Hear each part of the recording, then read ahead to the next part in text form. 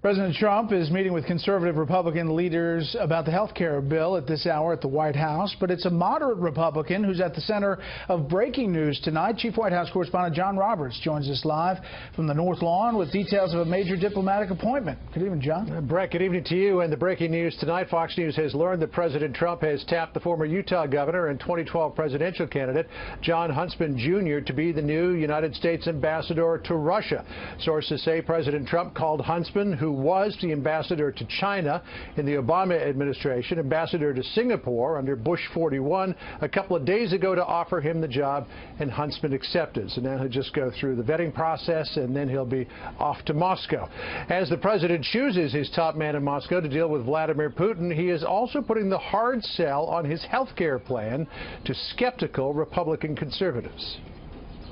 The president engaged in some gentle arm twisting today, inviting to the White House leaders of some of the most prominent conservative groups opposed to the American Health Care Act. The president is very proud of the product that we have produced.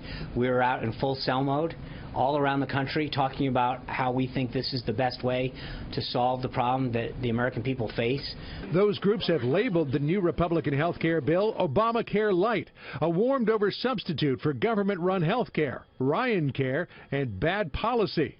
The president's senior counselor today indicated there is at least some room for compromise. The president has made clear, as has the vice president, Bill, this is the plan, but that the president has also used the word negotiation. There's also a process at play here. It's called reconciliation.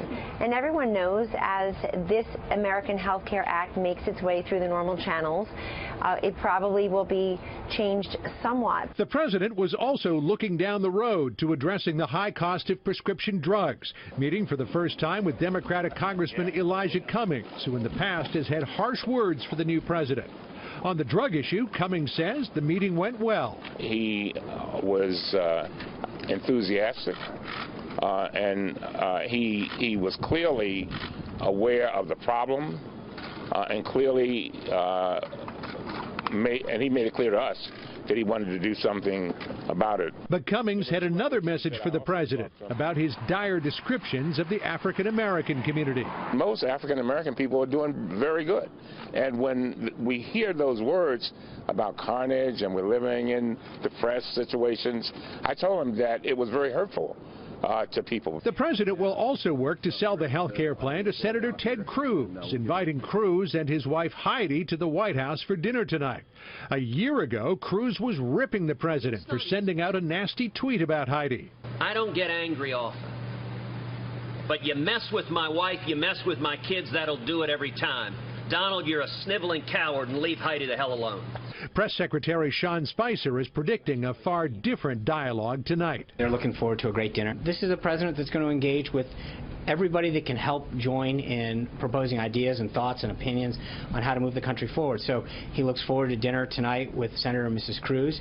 While the president works to sell the new health care plan, next week we'll get a better idea of what it will take to fulfill his plans to rebuild the military when his OMB director releases more detailed budget numbers. The president wants to increase national defense and national security, law enforcement, pay for it with reductions elsewhere so that we don't add additionally to the deficit, and that's part of that ongoing conversation.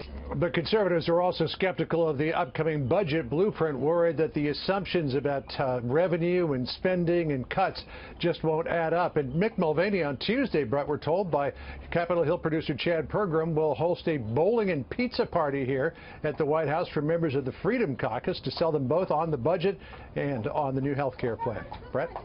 Bowling always does it. John Roberts live on the North Lawn. John, thank you.